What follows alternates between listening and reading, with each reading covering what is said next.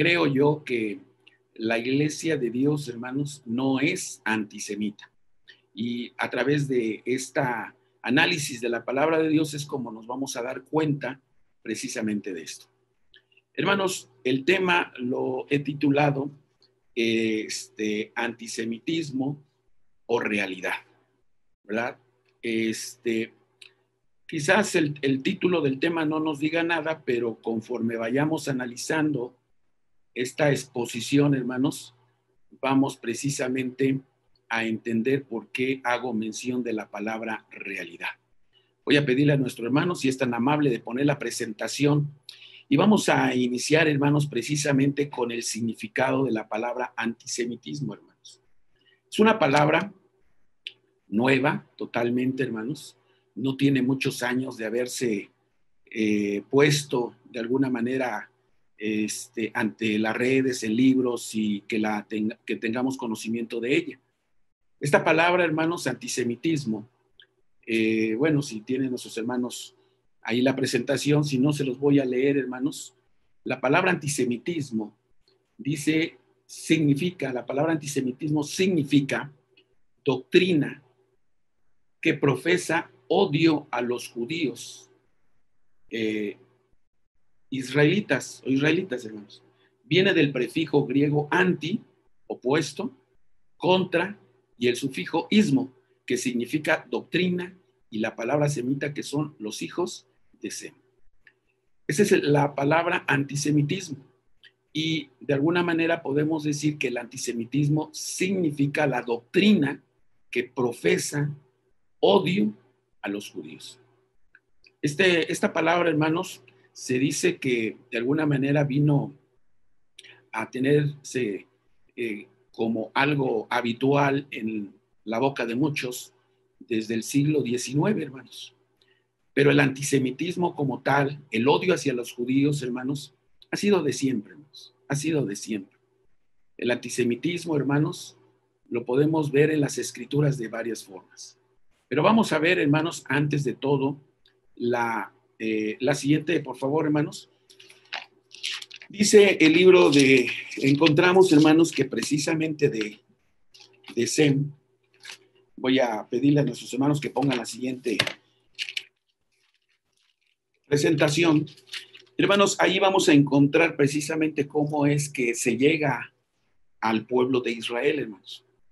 Sem, nosotros sabemos, hermanos, de que llegó un momento en el que el mundo estaba completamente en pecado.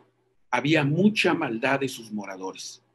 Y Dios determinó de alguna manera de que en ese tiempo, ese mundo, esas personas que vivían en ese entonces fueran destruidas.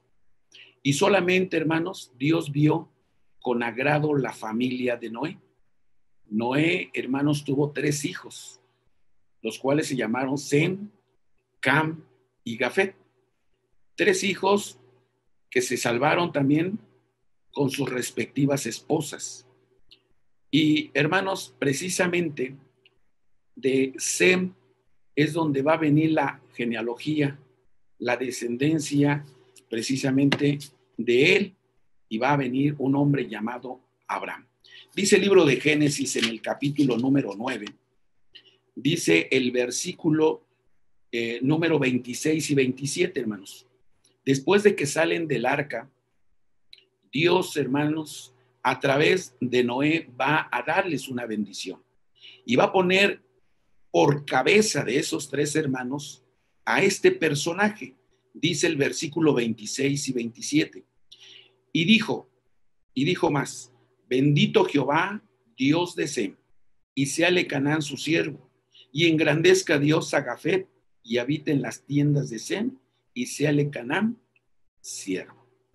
Este versículo de alguna manera nos hace comprender que Sem es puesto por cabeza de sus hermanos, en este caso de Jafet y de Cam. Canaán es hijo precisamente de Cam, pero, hermanos, es puesto precisamente de él. Y en el versículo 26 dice Dios de Sem. Si nosotros seguimos la genealogía de Sem, hermanos, vamos a llegar precisamente a este varón llamado Abraham, hermanos.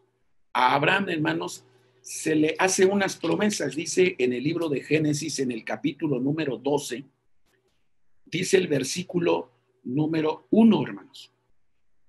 Empero Jehová había dicho a Abraham, vete de tu tierra y de tu parentela y de la casa de tu padre a la tierra que te mostraré, y haré de ti una nación grande, y bendecirte y engrandeceré tu nombre, y serás bendición, y bendeciré a los que te bendijeren, y a los que te maldijeren maldeciré, y serán benditas en ti todas las familias de la tierra. Este versículo, o estos versículos, hermanos, nos muestran las promesas que Dios hace a Abraham. Yo siempre he dicho, hermanos, que aquí es donde se concibe, hermanos, precisamente a un pueblo. Con Abraham se va a concebir una nación, hermanos, que va a proceder, que va a nacer, hermanos, cuando el pueblo de Israel sale de Egipto. Y precisamente, hermanos, una de las bendiciones que Dios le da a Abraham es que serán benditas en ti todas las familias de la tierra. Esta parte, hermanos, es una promesa mesiánica y que precisamente se va a cumplir en el Señor Jesús. Pero el verso 3 dice, y bendeciré a los que te bendijeren y maldeciré a los que te maldijeren. Quiere decir, hermanos, que hay una promesa de alguna manera de que quien bendiga a Abraham y a su simiente será bendito. Y quienes maldigan a Abraham o a su simiente serán malditos. Esta es una promesa, hermanos, que hasta el día de hoy se da, hermanos. Y es algo muy importante que nosotros debemos de comprender. ¿Por qué, hermanos? Porque cualquiera de nosotros que maldiga a un miembro o a la nación de Israel, hermanos, va a alcanzar una maldición. Y quien bendiga a este pueblo va a obtener bendición. Por eso yo recomiendo que cuando nosotros hacemos oración, no solamente pidamos o demos gracias a Dios por el alimento, sino también pidamos que este alimento lo disfrute la iglesia y el pueblo de Israel. Porque sabemos, hermanos, que a través de estas palabras nosotros estamos recibiendo una bendición. Porque, hermanos, en estos versículos precisamente Dios está diciendo esa parte. Ahora bien, después de Abraham, hermanos, a Abraham le nace un hijo que se llama Isaac. Isaac tiene dos hijos. Uno se llamó Esaú y el otro se llamó Jacob. Cuando hablamos de Jacob, hermanos, también Isaac le da una bendición. Claro, son palabras indudablemente de Dios. Dice el libro de Génesis en el capítulo número 27, hermanos. Todos sabemos la historia precisamente de Jacob y Esaú. Y Jacob, hermanos, recibe la bendición paterna. Dice el versículo número 27, capítulo 27, vamos a leer desde el versículo 27 en adelante. Dice así, y él se llegó y le besó, es decir, Jacob se llegó a Isaac, y olió Isaac el olor de sus vestidos y bendijo, y dijo, mira el olor de mi hijo, como el olor del campo que Jehová ha bendecido. Dios pues te dé del rocío del cielo y de la grosura de la tierra y abundancia de trigo y de mosto. Sírvante pueblos y naciones se inclinan a ti. Sé señor de tus hermanos e inclínese a ti los hijos de tu madre. Malditos los que te maldijeren y benditos los que te bendijeren. Estas nuevamente son las mismas palabras que expresó Dios a Abraham, hermanos. Se repiten en Isaac y se repiten en Jacob. Jacob, hermanos, le nacen 12 hijos que vienen a constituirse los hijos de Jacob y las 12 tribus de Israel. De estos hermanos se empieza a multiplicar, ¿verdad? Y, hermanos, se hace una nación. De ahí precisamente, hermanos, es que Dios va a escoger a esta nación como su pueblo. Dice el libro de Deuteronomio, hermanos, en el capítulo número 7, hermanos. Dice el capítulo 7, versículo número 6. Y precisamente todos sabemos cuando el pueblo, estas 12 tribus se multiplicaron y salen de Egipto, hermanos, se van a constituir ya en una nación. Y es por eso que Dios tiene la obligación de alguna manera de darles leyes, mandamientos, estatutos, porque ahora ellos mismos iban a aplicarlas, claro, a través de ese Dios todopoderoso. Dice el capítulo 7, versículo 6 de Deuteronomio: porque tú eres pueblo santo a Jehová tu Dios. Jehová tu Dios te ha escogido para hacerte un pueblo especial, más que todos los pueblos que están sobre el haz de la tierra. No por ser vosotros más que todos los pueblos, os ha querido Jehová y os ha escogido, porque vosotros erais los más pocos de todos los pueblos, sino porque Jehová os amó y quiso guardar el juramento que juró a vuestros padres. Os ha sacado Jehová con mano fuerte y os ha rescatado de casa de siervos, de la mano de Faraón, rey de Egipto. Dice el verso 9: conoce pues que Jehová, tu Dios, es Dios fiel, que guarda el pacto y la misericordia a los que le aman y guardan sus mandamientos hasta las 1000 generaciones. Dios, hermanos, entonces toma a este grupo de personas que proceden de la simiente de Abraham y se constituyen en su hijo, y entonces, hermanos, Dios toma a este pueblo como el único para poderlo cuidar, proteger y darle todo lo necesario. Nosotros sabemos, hermanos, a través de la historia que ya hemos analizado, a través de los cuadernos, a través de las exposiciones, que Dios siempre cuidó a este pueblo. Llegó un momento en el desierto, efectivamente, en el que Dios le dijo a Moisés, según el capítulo 9 de Deuteronomio: mira, déjame ponerte sobre otro pueblo. Este pueblo es rebelde, este pueblo es contradictor, es un pueblo que no observa, que no comprende el gran poder que he manifestado sobre él. Y eso, hermanos, no nos hace antisemitistas si es que hablamos del pueblo de Israel como un pueblo rebelde. Pero, hermanos, este antisemitismo o antijudíos, hermanos, ha venido desde siempre, porque la mayor parte de las naciones, si no es que todas, siempre han querido destruir, borrar del mapa al pueblo judío. Pero, hermanos, hay una promesa, y esa promesa proviene de Dios, el cual indudablemente, hermanos, no se rompe, no se quebranta. Dice el libro de Deuteronomio, el libro de los Salmos, y precisamente, hermanos, es antisemitismo. Dice el capítulo número 83 del libro de los Salmos. Dice el versículo número 1 hasta el versículo número 4. Esto se llama antisemitismo, hermanos. Dice: oh Dios, no tengas silencio, no calles, oh Dios, ni te estés quieto, porque aquí que braman tus enemigos y tus aborrecedores han alzado cabeza. Sobre tu pueblo han consultado astuta y secretamente y han entrado en consejo contra sus escondidos. Han dicho: venid y cortémoslos de ser pueblo, y no haya más memoria del nombre de Israel. Esto se llama antisemitismo, porque el único propósito que tienen estas naciones es borrar totalmente de este mundo al pueblo de Israel. Y esto, hermanos, como yo les decía, se ha dado en toda la vida del pueblo de Israel. En el libro de Esther, en el capítulo 3, van a encontrar una historia, hermanos, en donde un hombre llamado Amán quiso precisamente destruir al pueblo de Israel. ¿Cuáles fueron las razones por las cuales odiaba este hombre a Israel?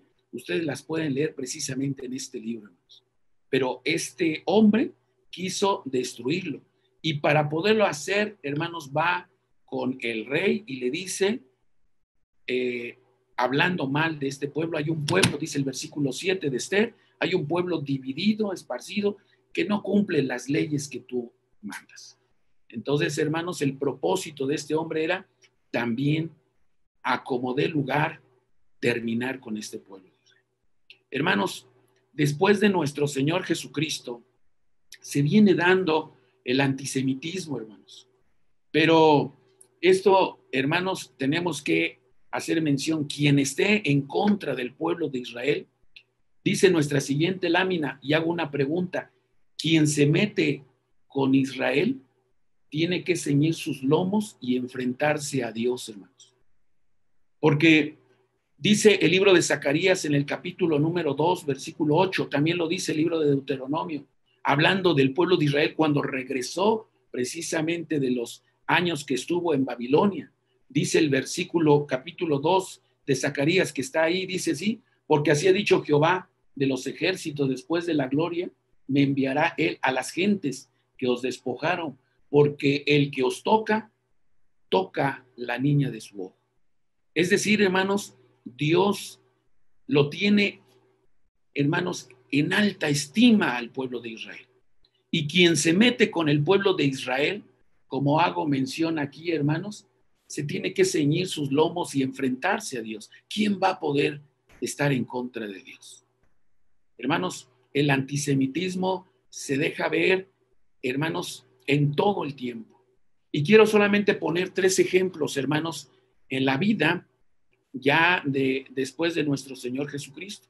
Todos sabemos, hermanos, todos sabemos que cuando viene el Señor Jesús, inicia su iglesia, hermanos, con 12 varones, los cuales los pone en oración y en las manos de Dios allá en el capítulo 17 de Juan, cuando él expresaba y decía, no solamente te pido por estos, hablando de esos 12, sino por los que han de creer por la palabra de ellos. La iglesia, hermanos, comienza de alguna manera a engrandecerse, hermanos, por la palabra de estos 12 varones. Muchos judíos, 144,000, aceptaron a Jesús como el Salvador. Pero después, hermanos, empiezan a entrar los gentiles. El primer gentil, según el capítulo 10 del libro de los Hechos, es Cornelio, hermanos, sin necesidad de ser circuncidado. Y hermanos, de ahí en adelante los gentiles, muchos de los gentiles empiezan a aceptar a Jesús como el Mesías, aceptar la doctrina judía como tal. Pero en los 2 primeros siglos, hermanos, fueron muchos los gentiles que aceptaron a Jesús como el Salvador, y los judíos poco a poco, hermanos, fueron siendo menos. Llegó un momento en el que la iglesia realmente se constituía por muchos gentiles. ¿Qué doctrina tenían los gentiles? Eran paganos, eran idólatras, creían en varias deidades. Al grado, hermanos, de que en el segundo siglo, primero y segundo siglo, final del primero y todo el siglo segundo, hermanos, se empezaron a introducir precisamente conceptos, ideas paganas, en donde, hermanos, poco a poco la idea era irse separando del pueblo de Israel. En el momento que se lleva a cabo, hermanos, la conversión, vamos a decirlo, entre comillas, de Constantino, hermanos, y declara como el Imperio Romano, como cristiano, hermanos, en el año 313 aproximadamente, hermanos, viene un problema grave, hermanos, porque empieza a haber un desapego al pueblo de Israel. Y viene el concilio de Nicea en el año 325, hermanos. Allí en el año 325 son, hermanos, posiblemente antes ya había precisamente el antisemitismo, el odio hacia los judíos. Pero en el año 325, en ese concilio ecuménico, se dice, hermanos, voy a leer esta parte, que se dice, hermanos, precisamente de que en el año 325 se inició a desprender la iglesia romana de sus orígenes. Y podemos mencionar 3 puntos y son los siguientes. Uno, el cambio en el calendario y los días festivos religiosos. Fue en ese concilio, precisamente, hermanos, en el que se determinó, porque no solamente se habló en ese concilio acerca de la consubstancialidad de Jesús, hermanos, de que Dios era consubstancial con el Padre, que no eran dos entidades diferentes, sino que era el mismo Dios el que había encarnado en la persona de Jesús y había dado la salvación al pueblo judío. Este era un concepto 100% pagano, 100% idólatra, y hermanos, ahí se empezó precisamente a manifestar un odio, hermanos, en contra del pueblo judío.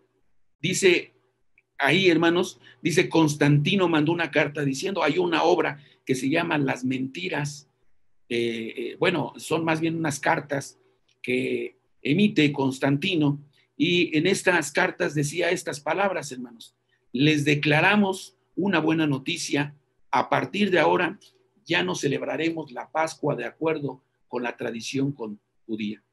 Y continuó diciendo, por tanto, no debemos tener nada en común con los judíos, sino separarnos de la compañía detestable de los judíos, porque es verdaderamente vergonzoso para nosotros escucharlos jactarse de que sin su dirección no podríamos guardar esta fiesta. Y añadió, al mismo tiempo es nuestro deber no tener nada en común con los asesinos de nuestro Señor. Estas palabras, hermanos, precisamente las declara Constantino a través de sus documentos, y en donde se deja ver precisamente el odio, ¿verdad? El rechazo completo de, hermanos, del cristianismo hacia los judíos. En ese tiempo, hermanos, no solamente fue el 14 de Nisan que cambiaron la fecha para celebrar esta festividad, hermanos. Podemos verlo hasta el día de hoy, que la iglesia o laicar, hermanos, tiene otra forma de llevar, otro día de llevar esta festividad. La iglesia de Dios mantiene, de acuerdo a las escrituras, la fecha precisamente, hermanos, en que se debe de celebrar esta grande solemnidad. Pero no solamente fue eso, dice la siguiente lámina, hermanos, precisamente que hubo un cambio de la iglesia hacia los judíos. Ahora, hermanos, la iglesia romana, de alguna manera, decía que eran condenados no solamente los judíos, sino los paganos y herejes. De manera que la iglesia en ese tiempo condenó, hermanos, a los judíos mientras mantuvieran su fe, sus convicciones, sus fiestas, hermanos, eran condenados. Esto se llama antisemitismo. Pero no solamente se analizó el 14, sino aún el sábado, hermanos, se cambió por el día domingo. La idea principal de este concilio era no tener de alguna manera nada que ver con los judíos. Y el tercer punto era reglas estrictas para los cristianos que se comprometen con los judíos. Es decir, había represalias en contra del cristianismo para aquellos que de alguna manera tenían tratos con los judíos. En este concilio se apartó la iglesia romana de las escrituras, estableciendo doctrina de hombres precisamente. Hermanos, esto nosotros vemos ya precisamente el antisemitismo, porque Constantino, hermanos, precisamente declaraba en sus documentos que quienes habían sido los asesinos de el Señor Jesús eran los judíos. Y ese fue un argumento, hermanos, que se ha mantenido durante muchos, muchos años, precisamente para ir en contra del pueblo de Israel. Esto fue precisamente donde empezó la iglesia romana a tomar precisamente doctrina pagana, estableciéndola dentro de su organización, y esa doctrina hasta el día de hoy, hermanos, se mantiene. Tenemos, hermanos, ya en el año 538, cuando se declara de que donde quiera que estuviera, bueno, fue en el 325, donde quiera que estuvieran esta frase que era iglesia, católica, apostólica y romana, era la verdadera iglesia. La ICAR, dice la siguiente lámina, hermanos, la ICAR, hermanos, a través de los, vamos a llamar desde tiempo atrás, de los padres de la iglesia, hermanos, expresaron lo siguiente. Dice antisemitismo por la ICAR. Van a ver ustedes la siguiente presentación, y dice Juan Crisóstomo los comparaba con demonios y se expresaba por otros títulos denigrantes y decían algunos padres de la iglesia contemporáneos a que los judíos debían de recibir el terrible castigo divino por ser los autores de la muerte del Salvador. En el Concilio de Letrán, celebrado en el año de 1215, se acordaron muchas medidas discriminatorias para aislarlos de la población cristiana y deportar una señal para poder ser reconocidos inmediatamente, vivir en barrios alejados de los cristianos, evitar tener relaciones sexuales entre judíos y cristianos, prohibían a los judíos tener criados o empleados cristianos, ocupar puestos de autoridad, prohibición de ejercer determinadas profesiones, por ejemplo, médico, etc. Y así en cada concilio se determinaban nuevas disposiciones contra los judíos. Hermanos, la ICAR, desde el año 325, cada concilio que se realizaba, siempre manifestó su odio, ¿verdad?, en contra de los judíos. ¿Cuántos judíos no murieron en las cruzadas? ¿Cuántos judíos, hermanos, no murieron por lo que se le llamaba el Santo Oficio? ¿Cuántos judíos, hermanos, no murieron por manos de los alemanes y Hitler? Precisamente eso era antisemitismo. Y uno de los puntos fundamentales que ocuparon cada uno de estos grupos para destruir al pueblo judío fue que ellos habían matado al Señor Jesús. Siempre fue el argumento principal para poder ir en contra de ellos. Cuando Martín Lutero se separa, hermanos, precisamente hablemos del protestantismo. Martín Lutero, hermanos, precisamente escribe un libro que se llama Las mentiras, los judíos y sus mentiras, hermanos. En ese libro dice, esta parte dice, por tanto, no estaría bien ser piadosos y confirmados en su conducta. Si esto es en vano, tendremos que expulsarlos como perros rabiosos a fin de no convertirnos en cómplice de sus abominables blasfemias y todos sus otros vicios, y por ello merecer la ira de Dios y terminar malditos junto a ellos.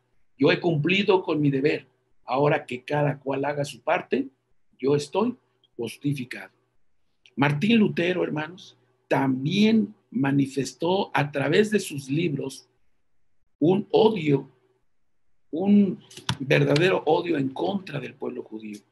¿Y cuál fue sus argumentos, hermanos? No solamente fue el que ellos habían matado al Señor Jesús, sino también, hermanos, sus argumentos a favor de lo que ellos predicaban, principalmente atacando, hermanos, al cristianismo. Es por eso, hermanos, que cuando ustedes leen alguna obra de los judíos y utilicen el término los cristianos dicen, no se refiere a la iglesia de Dios, no se refiere, hermanos, a este grupo donde nosotros mantenemos una fe que está en el Antiguo Testamento, hermanos, sino se refiere tanto a la ICAR como al protestantismo, porque ellos tienen ideas, hermanos, 100% paganas, hermanos. De manera que este antisemitismo, hermanos, se ha visto en toda la historia, hermanos.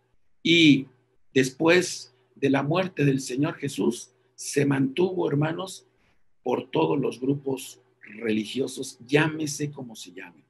Ahora bien, hermanos, el antisemitismo va a continuar y esto va a tener que concluir precisamente con la venida de nuestro Señor Jesucristo.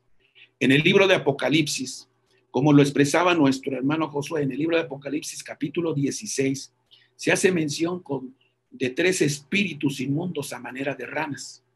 Y estos 3 espíritus a manera de ranas tienen un propósito. de unificarlos con un solo propósito, hermanos, de ir en contra del pueblo de Israel, que es lo que nosotros llamamos como la guerra del Armagedón. Dice el libro de Ezequiel en el capítulo número 38, hermanos. El capítulo 38 del libro de Ezequiel precisamente habla de la guerra del Armagedón. Y dice el capítulo 38, y eso se va a tener que dar. Versículo número 12. Dice, para arrebatar despojos y para tomar presa, para tornar tu mano sobre la tierra desierta ya pobladas y sobre el pueblo recogido de las gentes y que se hace de ganados y de posesiones y que mora en el ombligo de la tierra. Si ustedes leen todo este capítulo, se van a dar cuenta que no es otra cosa más que la guerra del Armagedón. El mundo entero, hermanos, se va a unir con el propósito de exterminar, de acabar, de borrarlo del mapa al pueblo de Israel. Pero como hemos dicho, hermanos, se tienen que ceñir bien los lomos, porque la lucha no va a ser contra Israel, sino va a ser contra el mismo Dios.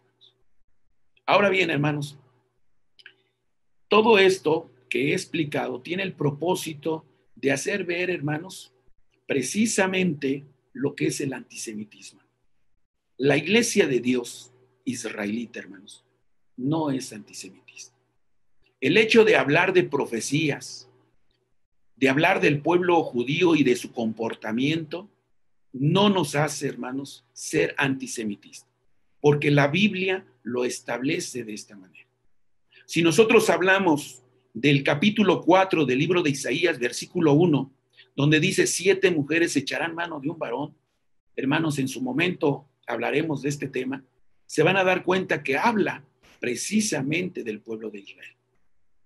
Si nosotros hablamos del capítulo 65 del libro de Isaías, todo el capítulo, hermanos, habla de un pueblo que nunca, hermanos, se apegó a la voluntad de Dios.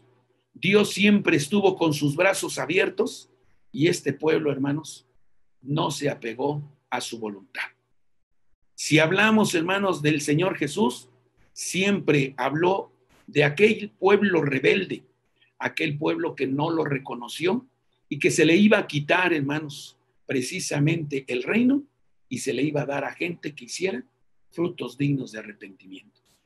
Y eso no nos hace, hermanos, antisemitas, sino, hermanos, precisamente entender cada una de estas palabras que Dios, hermanos, da como castigo a veces en contra del pueblo de Israel.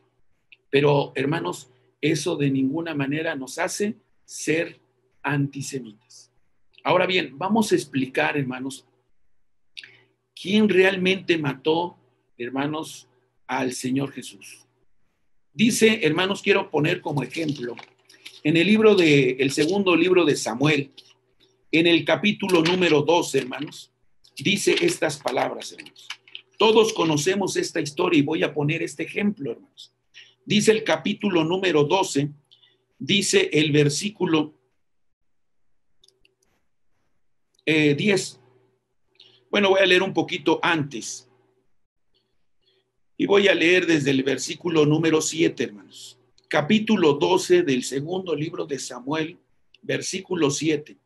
Entonces dijo Natán a David, tú eres aquel hombre. Así ha dicho Jehová Dios de Israel, yo te ungí por rey sobre Israel y te libré de la mano de Saúl. Yo te di la casa de tu señor y las mujeres de tu señor en tu seno. Además de esto te di la casa de Israel y de Judá. Y si esto es poco, yo te añadiré tales y tales cosas. ¿Por qué pues tuviste en poco la palabra de Jehová, haciendo lo malo delante de sus ojos? A Uría Eteo heriste a cuchillo y tomaste por tu mujer a su mujer y a él mataste con el cuchillo de los hijos de Amnón. Amados hermanos, todos sabemos esta historia. Si ustedes leen el capítulo número 12 del libro del segundo libro de Samuel, la Biblia nos dice que David se encontraba seguramente en un lugar alto y vio a una mujer bañándose. Le preguntó a alguno de sus siervos que quién era. y le dijo que era precisamente mujer de este varón llamado, que se expresa aquí, Uría Eteo. Hermanos, se acostó él con ella y concibió precisamente esa mujer. Esa mujer le mandó decir al rey David que había concebido. Y hermanos, David quiso de alguna manera disfrazar esto y mandar a este Uría Eteo que venía de la guerra para que durmiera con ella, pero él no lo hizo, hermanos. Y entonces dio la orden de que lo pusieran al frente precisamente cuando se iba a desarrollar una guerra. Y hermanos, el profeta Natán tenía la misión de indicarle al rey David de que había cometido una falta grave. Natán seguramente, hermanos, con miedo, con preocupación, cómo hacerle saber al rey de que había cometido una falta. Y le presenta precisamente una parábola en la que le hace notar, hermanos, de que había un hombre que tenía muchas ovejas y de que había un hombre que solamente tenía una. Y este hombre que tenía muchas ovejas sacrificó la única, la que tenía aquel hombre. David, hermanos, enardeció, se enojó y dijo, ese hombre es digno de muerte. Y aquel profeta Natán le dijo, pues tú eres ese hombre. Y precisamente el pecado consiste en el que no solamente codiciaste, adulteraste, sino por mano de aquellos hombres mataste a este Uría Eteo. ¿Quién fue el autor intelectual de esta muerte de este hombre, hermanos? Aunque ustedes, hermanos, lo vean como antisemitismo, hermanos, fue David. David fue el autor intelectual, hermanos. Pero esto no debe de ser considerado como que estamos en contra de David o en contra de su pueblo, en contra de Israel. Es las escrituras las que nos dicen que David, hermanos, fue el autor de la muerte de ese hombre. Directamente él no lo mató, pero hermanos, él fue el que ideó todo para que este hombre muriera. Este mismo caso, hermanos, lo tenemos precisamente con el pueblo de Israel. Dice, hermanos, en el libro de Marcos, hermanos, la última noche en el que nuestro Señor Jesucristo comió y bebió de la Pascua, hermanos, fue tomado, fue apresado. E inmediatamente fue llevado, hermanos, ante el Sanedrín o ante el grupo de los judíos que precisamente veían todas estas cosas. Y dice el capítulo 14 del libro de Marcos. Marcos, capítulo número 14, dice el versículo número 55, hermanos. Dice así: y los príncipes de los sacerdotes y todo el concilio buscaban testimonio contra Jesús para entregarle a la muerte, mas no lo hallaban. Es decir, después de que lo aprenden, lo llevan ante este grupo y, hermanos, el propósito era buscar elementos para poderlo matar. Y dice el verso 56, porque muchos decían falsos testimonios contra él, mas sus testimonios no concertaban. Entonces, levantándose unos, dieron falso testimonio contra él, diciendo: nosotros le hemos oído decir, yo derribaré este templo que es hecho de mano, y en 3 días edificaré otro hecho sin mano. Mas ni aún así se concertaba el testimonio de ellos. Entonces el sumo sacerdote, levantándose en medio, preguntó a Jesús diciendo: ¿no respondes algo? ¿Qué atestiguan estos contra ti? Mas él callaba y nada respondía. El sumo sacerdote le volvió a preguntar y les dice: ¿eres tú el Cristo, el Hijo del bendito? Y Jesús le dijo: yo soy.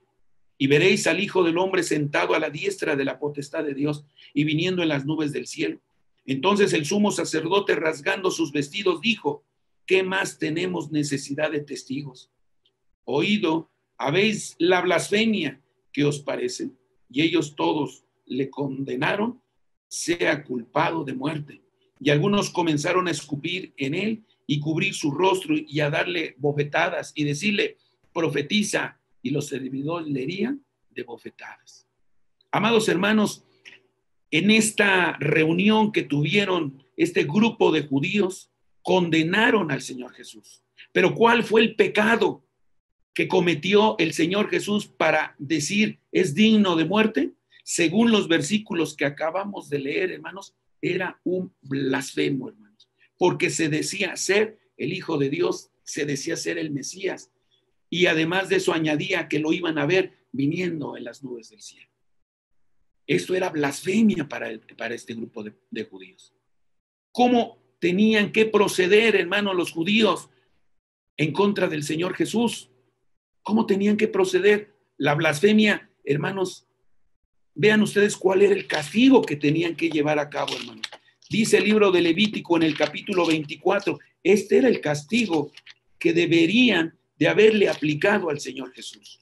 Dice el libro de Levítico capítulo 24, dice el versículo número 10. En adelante, hermanos.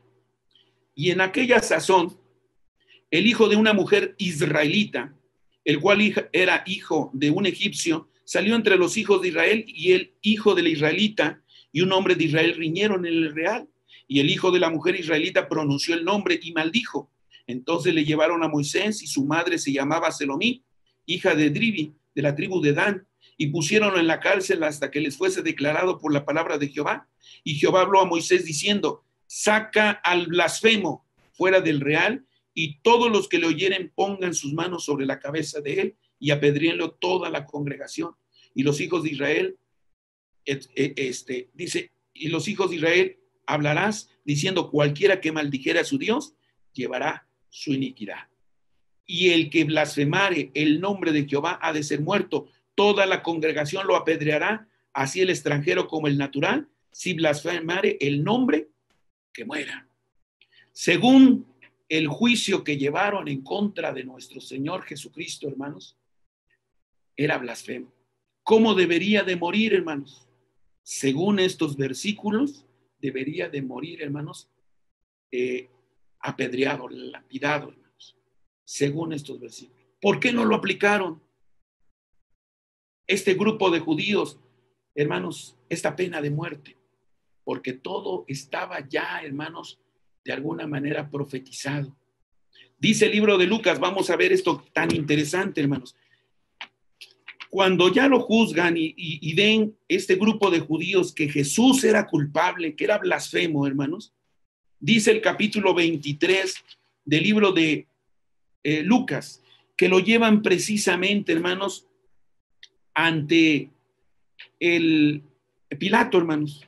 Y dice el versículo número 1, levantándose entonces toda la multitud de ellos, lleváronlo a Pilato después de que ya lo encontraron con la culpa de blasfemia. Dice que lo llevaron ante Pilato. Verso 2, y comenzaron a acusarle diciendo: a este hemos hallado que pervierte la nación y que veda dar tributo a César, diciendo que él es el Cristo.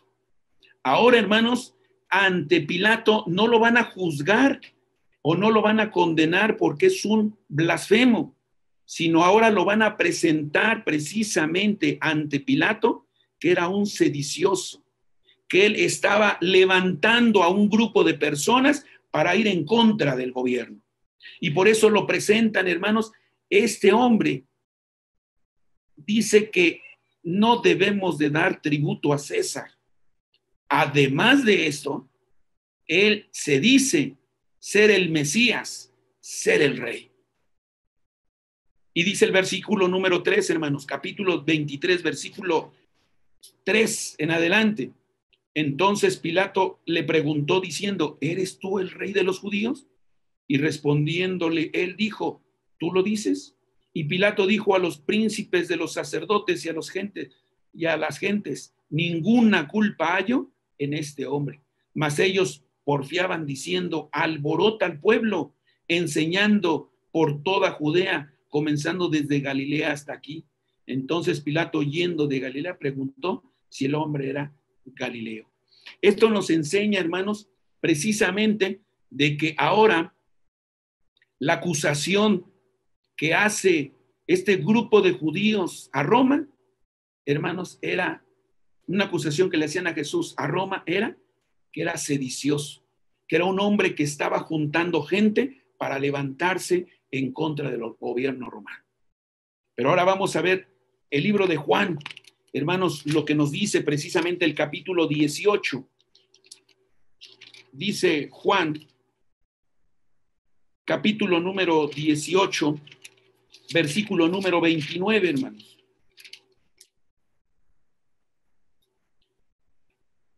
Versículo 29 en adelante, dice así. Entonces salió Pilato a ellos fuera y dijo, ¿qué acusación traéis contra este hombre? Contra este hombre. Respondieron y dijéronle, si este no fuere malhechor, no te lo habríamos entregado. Dícele entonces Pilato, traedme vosotros y juzgadle según vuestra ley. Y los judíos le dijeron, a nosotros no es lícito matar a nadie, para que se cumpliese. Y aquí viene una palabra importante, hermanos, para que se cumpliese el dicho de Jesús que había dicho, dando a entender de qué muerte había de morir. Hermanos, aquí se va a cumplir algo muy importante, porque los judíos, hermanos, no podían levantar, hermanos, el cuerpo. Pero Jesucristo ya había dicho allá en el Juan capítulo 3, vamos a leerlo sin perder aquí, Juan capítulo 3. Él ya había dicho unas palabras que se tenían que cumplir, hermanos. Dice el capítulo 3, dice el versículo, voy a leer desde el 14, capítulo 3, verso 14, dice así, y como Moisés levantó la serpiente en el desierto, así es necesario que el Hijo del Hombre sea levantado, para que todo aquel que en él creyere no se pierda, sino que tenga vida eterna. Era necesario que el Hijo del Hombre sea levantado. Y eso, hermanos, solamente lo podía hacer Roma, porque el pecado de Jesús era ser lapidado, hermanos, como lo fue en este caso Esteban. Pero dice Juan que lo llevaron a Roma precisamente para que se cumpliese lo que Jesús ya había dicho, de qué muerte tenía que ser muerto. Dice el capítulo número 12 del libro de Juan, hermanos. Capítulo número 12, precisamente hablando de esto mismo, dice el capítulo número 12, dice el versículo 32, hermanos. Y yo si fuere levantado de la tierra, a todos traeré a mí mismo. Y el verso 33 dice, y esto decía, dando a entender de qué muerte había de morir. Hermanos, habla precisamente de que él no iba a morir lapidado, sino era necesario que fuera levantado. Y para que fuera levantado, hermanos, no lo podían hacer el pueblo judío, sino lo tenía que hacer Roma. Pero para esto, hermanos, tenían que presentarlo a Roma no como un blasfemo, sino como un sedicioso. ¿Cuál era la paga del sedicioso según los romanos? La crucifixión. Dice el capítulo 18, vamos a seguir leyendo, capítulo 18, versículo número 32, donde nos quedamos. Dice, para que se cumpliese el dicho de Jesús que había dicho, dando a entender de qué muerte había de morir. Así que Pilato volvió a entrar en el pretorio y llamó a Jesús y díjole, ¿eres tú el rey de los judíos? Respondiéndole Jesús, dices, ¿tú esto de ti mismo o te lo han dicho de otros de mí? Pilato respondió, ¿soy yo judío? Tu gente y los pontífices te han entregado a mí. ¿Qué has hecho? Respondió Jesús, mi reino no es de este mundo. Si de este mundo fuera mi reino, mis servidores pelearían para que yo no fuera entregado a los judíos. Ahora pues, mi reino no es de aquí. Díjole entonces Pilato, luego, ¿rey eres tú? Respondió Jesús, tú dices que yo soy rey. Yo para esto he nacido y para esto he venido al mundo, para dar testimonio a la verdad. Todo aquel que es de la verdad, oye mi voz. Dícele Pilato, ¿qué cosa es verdad? Y como hubo dicho esto, salió otra vez a los judíos y dícele, yo no hallo en él crimen. Hermanos, si ustedes se dan cuenta, el diálogo que Pilato tiene con Jesús es sobre el término rey, hermanos, porque la acusación que está haciendo los judíos a Roma, y en este caso a través de Pilato, era sedición. Es un hombre que nos dice que no debemos dar tributo a César, y además de eso, él se dice ser rey de los judíos. Eso no conviene. Dice el capítulo 19 ahora de Juan, verso 1, vean ustedes, hermanos, que Pilato, pues, hermanos, no ve alguna falta en él. Y dice el verso 1, así que entonces tomó Pilato a Jesús y le azotó, y los soldados entretejieron espinas y decían, salve el rey de los judíos, y daban bofetadas. Entonces Pilato salió otra vez fuera y díjole, he aquí os traigo fuera para que entendáis que ningún crimen hallo en él. Salió Jesús fuera llevando la corona de espinas y la ropa de grana y diciendo, Pilato, he aquí el hombre. Y como le vieron los príncipes de los sacerdotes y los servidores, dieron voces diciendo, crucifícale, crucifícale. Dícele Pilato, tomadle vosotros y crucificadle, porque yo no hallo en él crimen. Respondieron los judíos, nosotros tenemos ley, y según nuestra ley debe morir, porque se hizo hijo de Dios. Y como Pilato oyó estas palabras, tuvo más miedo, y entró otra vez en el pretorio, y dijo a Jesús, ¿de dónde eres tú? Mas Jesús no le dio respuesta. Entonces dice Pilato, ¿a mí no me hablas? ¿No sabes que tengo potestad para crucificarte y que tengo potestad para soltarte? Respondió Jesús, ninguna potestad tendrás contra mí si no te fuere dado de arriba. Por tanto, el que a ti me ha entregado, mayor pecado tiene. Desde entonces procuraban Pilato soltarle, mas los judíos daban voces diciendo, si a este sueltas, no eres amigo de César, y cualquiera que se hace rey, a César contradice. ¿Cuál fue el pecado, hermanos, que cometió el Señor Jesús? El pecado era blasfemia, hermanos, y porque se decía ser hijo de Dios. Pero cuando los judíos lo presentan a Roma, hermanos, lo presentan como un sedicioso, y Roma castigaba a aquellos que levantaban a un grupo de personas para ir en su contra, hermanos, con la crucifixión. Por eso, hermanos, es de que los romanos, de alguna manera, por la presión, digamos, crucifica al Señor Jesús. Pilato le hace ver a Jesús que él tenía potestad, efectivamente, de dejarlo libre o de crucificarlo. Pero el mismo Señor Jesús le dice, no vas a recibir ninguna potestad si no te es venida del cielo. Todo esto estaba profetizado. Entonces, ¿quiénes idearon, hermanos? ¿Quiénes hicieron el plan para poderlo llevar a Roma y que Roma lo crucificara? Hermanos, fueron los judíos. Por eso que he puesto el ejemplo de David, porque David, hermanos, fue señalado como culpable, como un asesino intelectual, porque mandó a matar a Uría Eteo. Él, hermanos, le dice Natán, tú mataste por cuchillo de los hijos de Amnón a ese hombre. Aquí, hermanos, sería exactamente igual.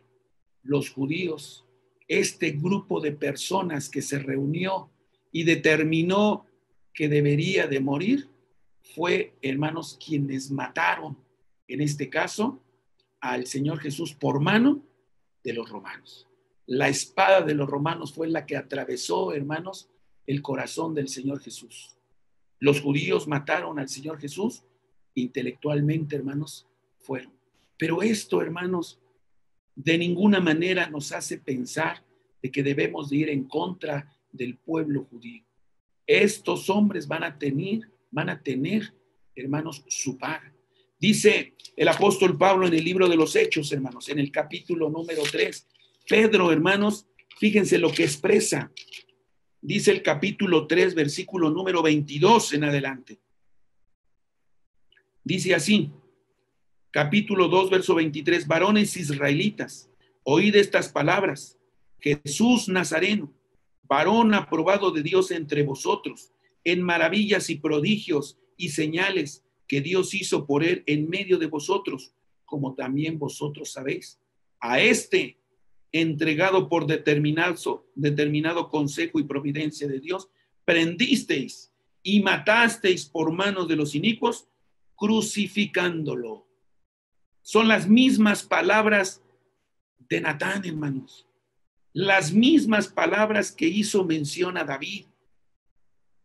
Tú mataste por el cuchillo, hermanos, de aquellos hijos de Amnón.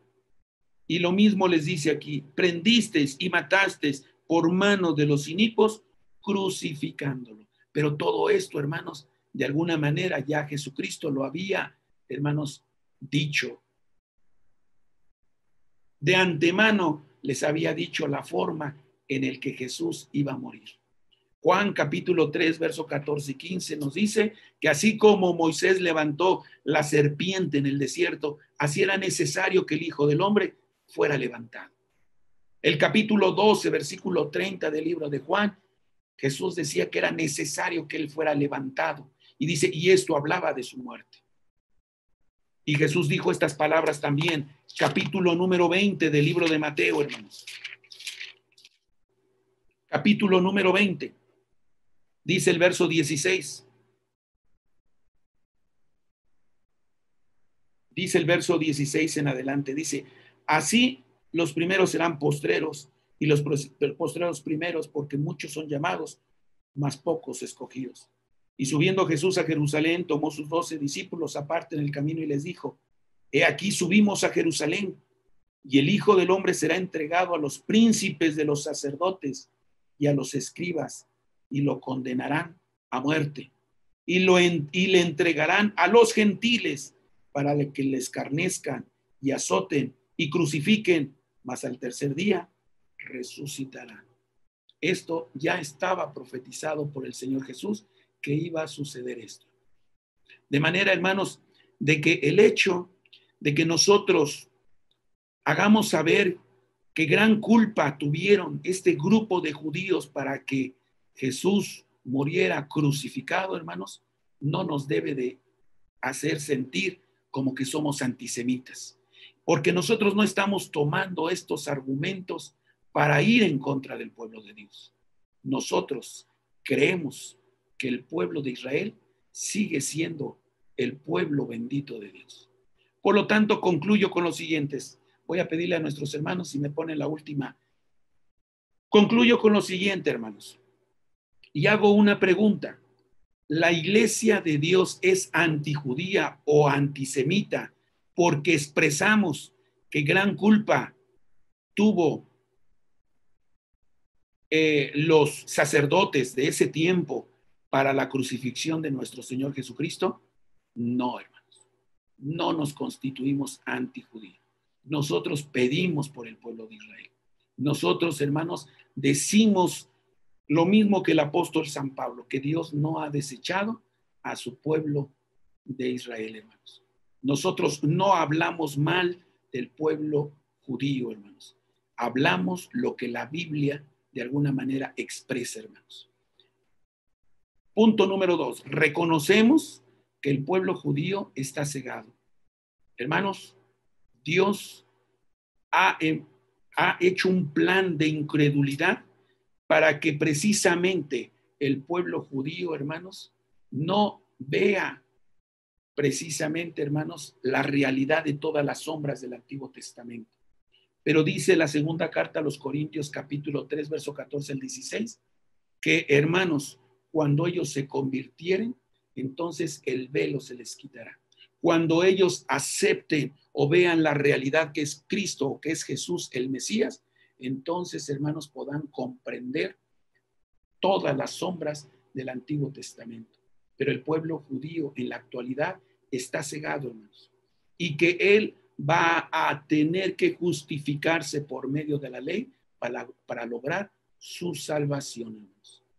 Reconocemos, tercer punto, reconocemos que gran parte del pueblo de Israel no reconoció a Jesús como el Mesías, sin embargo sigue siendo amados por causa de los padres. Eso lo dice el libro de los Romanos, capítulo 11, versículo 28. Hermanos, el apóstol Pablo amaba tanto a su pueblo que él mismo expresaba que si por salvar a todo el pueblo de Israel, él fuera quitado del libro de la vida, hermanos, sería bueno. Él daba su vida por todo el pueblo. Pero, hermanos, sabemos que la palabra de Dios dice que el alma que pecare, esa morirá. La responsabilidad solamente es nuestra, hermanos, de cada quien de lograr nuestra salvación. No, de nosotros solamente depende lograr nuestra salvación. Pablo nos recomienda, cuarto punto, que no debemos de ser arrogantes contra los judíos. Nosotros como gentiles no somos más que el pueblo judío. Gracias a la misericordia de Dios, hoy formamos parte del pueblo de Israel. Y Pablo en el capítulo número 11 nos dice, mira la severidad y la bondad. La severidad con el pueblo de Israel, más la bondad para contigo, si permaneces en esa bondad. Nosotros no debemos de ser arrogantes, no creernos más que el pueblo judío, porque el pueblo judío, hermanos, estando en la condición en que esté, siendo lo que sean, hermanos, ellos van a dar cuenta con el Padre, pero sigue siendo el pueblo elegido de Dios. Por lo tanto, hermanos, pero debe de quedar muy claro, hermanos, que esto no impide que hablemos de Israel, de su ingratitud, de su incredulidad y de sus actos, los cuales tienen consecuencias. Son enseñanzas que la iglesia debe de tomar como ejemplo para no caer en las mismas faltas de este pueblo. Hermanos, el hecho de que nosotros digamos que ese grupo de judíos que juzgó y sentenció al Señor Jesús, hermanos, no significa que nosotros tengamos que atentar en contra del pueblo de Dios. No, hermanos, sino que expresamos que esos tuvieron culpa, ese grupo de personas, de judíos, tuvieron culpa, hermanos, sentenciando de esa manera a nuestro Señor Jesucristo. Ellos tendrán que pagar. Y hermanos, hay una sentencia que ellos mismos dijeron en Mateo, en el capítulo número 27, ellos llegan a expresar que su sangre sea sobre nosotros y sobre nuestros hijos. Hay consecuencias, pero eso, hermanos, nosotros no las vamos a imponer o a poner. Solamente es Dios. Entre el pueblo judío, hermanos, se llega a pensar de que no es posible que un judío mate a otro judío. Hermanos, en el siglo pasado, todos sabemos de la muerte de un hombre llamado Isaac Rabin. Isaac Rabin fue un hombre que se preocupó por la nación judía, por el pueblo de Israel, para lograr la paz en el Medio Oriente.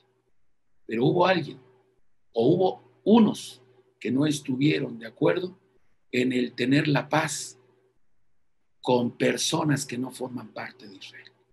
Y hermanos, ¿cuál fue la decisión que tomó este hombre? Fue matar. Y fue un judío, mató a otro judío. ¿Eso nos hace ser antisemita cuando lo expresamos? No, hermanos. Eso no nos hace ser antisemitas. De manera, hermanos, que la iglesia de Dios ama y quiere al pueblo de Israel. No defendemos, hermanos, ni justificamos lo que él ha hecho. Lo que la Biblia dice, hermanos, lo expresamos como tal. Pero la iglesia de Dios, hermanos, no toma el argumento de que como ellos mataron al Señor Jesús, a través de la mano de los romanos, hermanos, vayamos en contra de él o haya un odio. Porque es un pueblo bendito de Dios, hermanos. Nadie lo puede maldecir. Por último, quiero citar, hermanos, lo que dice el libro de Números. Hermanos, estas palabras que expresa el libro de Números son importantes, hermanos. Dice el libro de Números en el capítulo número 22, versículo número 2, hermanos. Cuando se le indicó a un hombre que maldijera al pueblo de Israel, él expresó estas palabras, dice el capítulo 22, verso 12, hermanos. Capítulo 22, versículo 12, dice así. Entonces dijo Dios a Balaam, primeramente Dios le dice a Balaam y Balaam después lo repite más abajo. Dice, entonces dijo Dios a Balaam, no vayas con ellos ni maldigáis al pueblo, porque es bendito. Capítulo número 23, versículo 20, dice así, hermanos. He aquí, yo he tomado bendición, y él bendijo, y no podré revocarla, decía el profeta, hermanos. Él había dado una bendición que Dios ya de antemano la había dado, pero este hombre bendijo. Y dice el capítulo 23, versículo 8, hermanos. ¿Por qué maldeciré yo al que el Dios no maldijo? ¿Y por qué he de execrar a que Jehová no ha execrado? Hermanos, no podemos ocupar una palabra de maldición para el pueblo de Israel, porque este pueblo es bendito. Y es bendito, hermanos, y Dios lo cuida, Dios lo protege, y Dios siempre ha sido con él. Cada una de sus profecías, cada una de las cosas que están determinadas para el pueblo, se ha cumplido y se va a cumplir. Pero ese pueblo, hermanos, como lo expresa el apóstol Pablo, Dios no lo ha desechado. Sigue siendo el pueblo bendito de Dios. Amados hermanos, de manera que concluyo diciendo que la iglesia de Dios israelita no es antisemitista, pero debemos de tener muy claro, hermanos, las faltas, las partes en las que el pueblo de Israel ha caído, hermanos, y que nosotros no debemos de caer. Sean enseñanzas para nosotros, para que nuestra vida, hermanos, sea de bendición los días que Dios nos dé de vida. Y sigamos amando, sigamos, hermanos, pidiendo por el pueblo de Israel, porque al hablar bien de Israel, al bendecir al pueblo de Israel, estamos, hermanos, adquiriendo la bendición para nuestras vidas, para nuestras familias y para nuestra iglesia.